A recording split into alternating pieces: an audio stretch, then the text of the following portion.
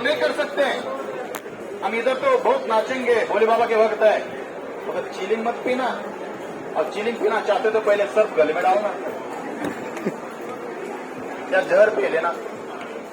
तो भोले बाबा क्या करते हैं, वो जहर तो पी लेते हैं मगर पीते नहीं है, पूरा कंठ में रखते हैं। क्यों कंठ में रखते हैं? क्योंकि भगवान विष्णु के सबसे बड़े महान वैष्णव भोले बाबा है, और भोले बाबा भगवान श्री कृष्ण से इतना प्रेम करते हैं, इतना प्रेम करते हैं, क्योंकि श्रीमद् भगवद गीता में भगवान श्री कृष्ण बताते हैं कि मैं सबके हृदय में विराजमान हूं परमात्मा के रूप में। अभी भोले बाबा ने विचार किया, भाई मेरे प्रभु तो मेरे हृदय में परमात्मा के रूप में विराजमान है, और वो कितने कोमल है, कितने नाजुक है, इतने नाजुक है। वो भोले बाबा को प्रभु रामचंद्र का जो जीवन है उसकी कथा याद आई, वो प्रसंग याद आया।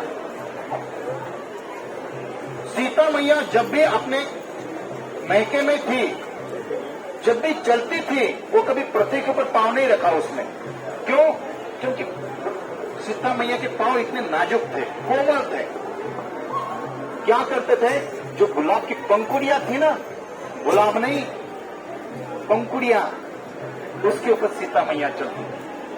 बताइए, जो सीता मैया के पांव इतने नाजुक है, उस सीता मैया के हाथ कितने नाजुक होंगे, कितने सॉफ्ट होंगे हाथ। उन हाथों से जब शादी के उपरांत अयोध्या में आई सीता मैया और पति के चरण सेवा करती है, अभी आज की करते है पता नहीं।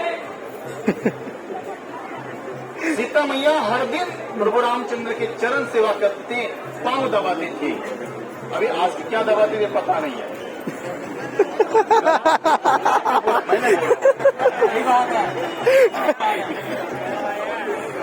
अच्छा, अनुभव ऐसा गला मत दबाइए।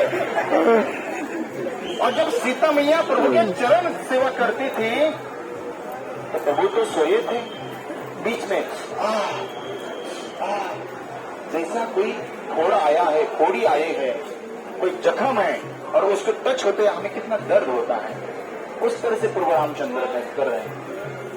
तो सीता मैया बोल रही, मैं तो आपकी चरण दबा रही हूं, आपको दर्द क्यों हो रहा है? तो बोलते, तुम सीता, तुम आहिस्ता चरण दबाओ मेरे। बोले क्यों? तुम जो हाथों से चरण दबा रही हो उससे मुझे तकलीफ हो रही है।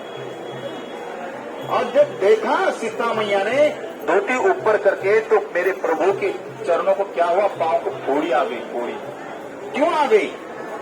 वो माता ने चरण दबाए इसलिए।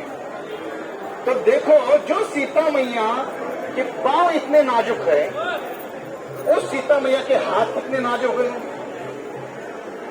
आप कल्पना करिए। और उन हाथों से मेरे प्रभु के चरण दबाती है, तब भी फोड़ी आती है, तो मेरे प्रभु कितने नाजुक होंगे। और उन प्रभु को मैं अपना जहर डाल दूं, उनके प्रभु के ऊपर मैं जहर डाल दूं, हल जहर नहीं डालूंगा। इतना प्रेम करते प्रभु शिव जी अपने भगवान प्रभु से, श्री राम जी से, कृष्ण कन्हैया से, विष्णु से।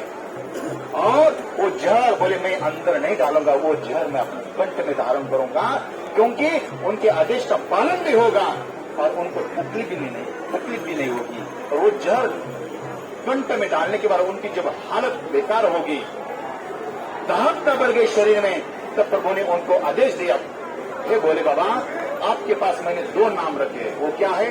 राम। वो नाम आप अपना स्वीकार करो। और वो राम नाम का जप करते हुए ऋषिकेश के बगल में 30 किलोमीटर अंतर नीलकंठे को पहाड़ के बीच में गंगा जी के पास भोले बाबा राम राम राम करते हुए वो जहर को शांत कर रहे। कहने का मतलब ये हलहल जहर केवल राम नाम से ठंड हो सकता है, शांत हो सकता है। तो इस कलयुग में हम जो अपने मानसिक संतुलन खो बैठे हैं,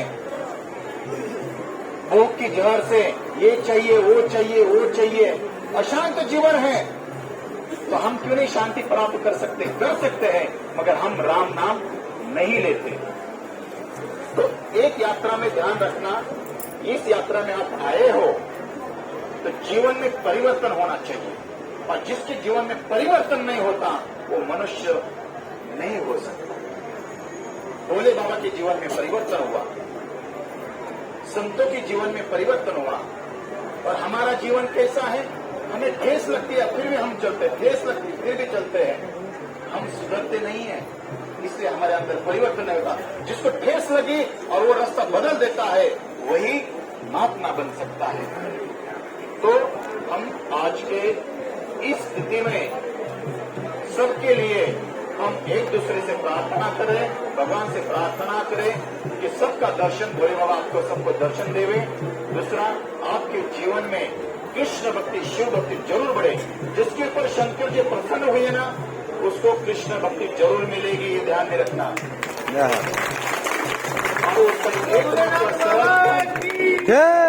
एकमात्र सर्वोत्तम रास्ता यही है कि भगवान का नाम, भगवान का नाम, भगवान का नाम, दूसरा कोई पर्याय नहीं, कोई पर्याय नहीं, कोई पर्याय नहीं। कि शिव जी ने अपने आचरण से दिखाया है, केवल वही देखो। वो जो चीलम पीते वो मत देखो, नहीं तो बर्बाद हो जाओगे। केवल भगवान शिव जी हमेशा भगवान का, कृष्ण का जो वृंदावन में लीला होती है उसका ध्यान करते और भगवान का नाम लेते हैं। उसी तरह आज भी हमें जब भगवान को, शिव को प्रसन्न करना है तो अभी सब अब मेरे पीछे भगवान का हरे नाम लीजिए और खुश रहिए, ठीक है? बोले नाचते नाचते लीजिए, बैठे बैठे लीजिए, कैसे भी लीजिए। हरे कृष्णा हरे कृष्णा